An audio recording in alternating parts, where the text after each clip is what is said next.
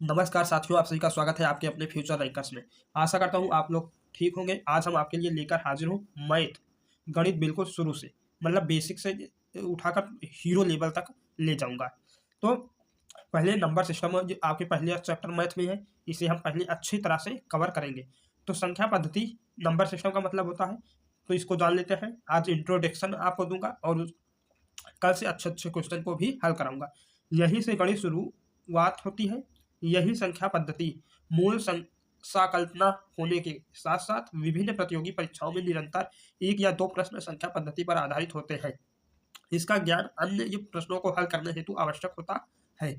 इसका ये पेपर में 1 या 2 प्रश्न यूपी के पुलिस, एसएससी सभी जो परीक्षाओं में पूछा जाता है और इसी से हम ज बड़े-बड़े क्वेश्चन को भी हल कर पाता हूँ।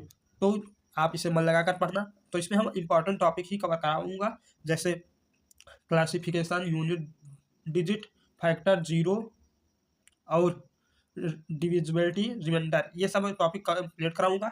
और एक बात बता दूँ कि आपका प्राकृतिक संख्या है, सम संख्या है, विषम संख्या है, पूर्ण संख्या है, परिमेय, अपरिमेय हम आगे कवर कराता रहूँगा। तो चलो पहले इम्पोर्टेंट टॉपिक जान लेते हैं कौन-कौन सी है, जो हमें ये पढ़नी चाहिए अच्छी तरह से।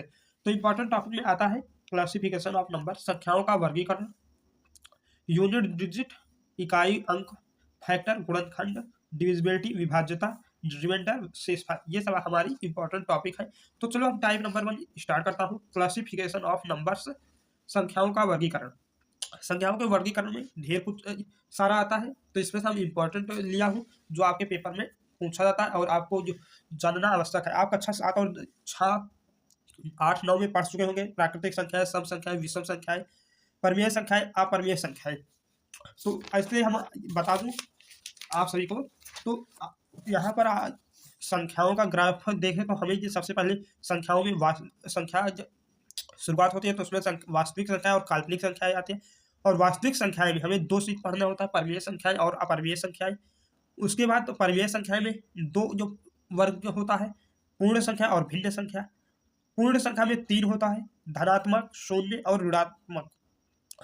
तो हम इस तरह आगे आपको सब एकदम बढ़िया तरह से पढ़ाऊंगा। तो इसमें पहले हम एक क्लासिफिकेशन ऑफ नंबर में 2 जो टॉपिक लिया हूँ, प्राइम नंबर और को प्राइम नंबर, मतलब कि अभाज्य संख्या और अभाज्य संख्या।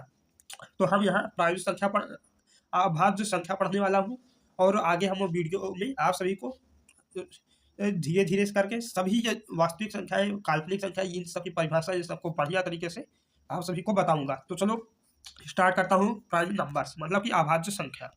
अगर हम प्राइम संख्या की बात करें तो मतलब कि अभाज्य संख्या की बात करें तो ऐसी संख्याएं जिनके केवल 2 गुणनखंड होते हैं, या तो एक और या स्वयं, मतलब कि या तो अपने खुद से वो संख्याएं कटे या तो उनके एक से कटे, विभाज्य हो। इनके उदाहरण देखें तो 2, 3 और 5 और 7 होता है। अगर हम बात करें 1 से 100 के बीच की अभाज्य संख्याएं क्या होगी, तो पहले हम आपको बता देता हूँ कितनी होती है। 1 से 100 के बीच में 25 अभाज्य संख्याएं होती हैं। इसको आगे और भी बढ़िया से मैं क्लियर करने वाला हूँ। पहले हम उन 25 संख्याओं को लिख लेता हूँ। जैसे 2 होता है, 3 होता है, 5 होता है, 7, 11, 13, 17, 19, 23 और 29 और 31, 37, 41, 43, 47, 53, 59, 61, 67, 71, 73, 79, 83, 89 और 97, ये सब अभाज्य संख्या है। इसको गिना जाए तो ये कितनी होगी, पहले 1, 2, 3, 4, 1, 5, 1, 6, 1, 7, 1, 8, 1, 9, 1, 10, 11, 12, 13, 14, 15, 16, 17, 18, 19, 20, 21, 22, 23, 24, 25, 25 संख्याएं होगी।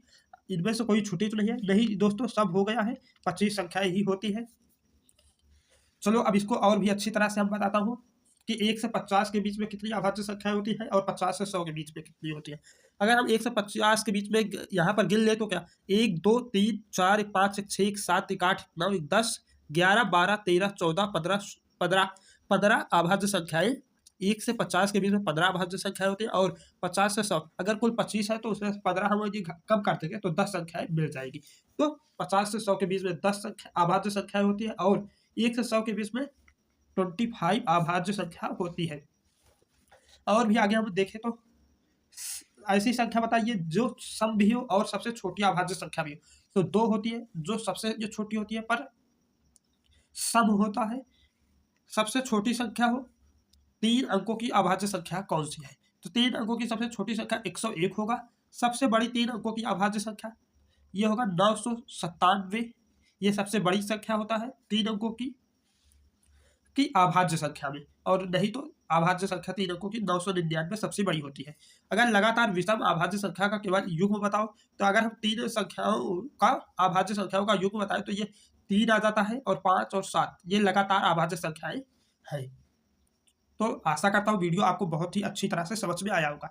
अगले वीडियो में हम इसके क्वेश्चन या को प्राइम नंबर आपको बताने वाला हूँ। तो अगर चैनल पर नए आए हो तो आप चैनल को सब्सक्राइब कर लेना, और वीडियो को लाइक जरूर करना, कमेंट में बताना कैसा लगा वीडियो।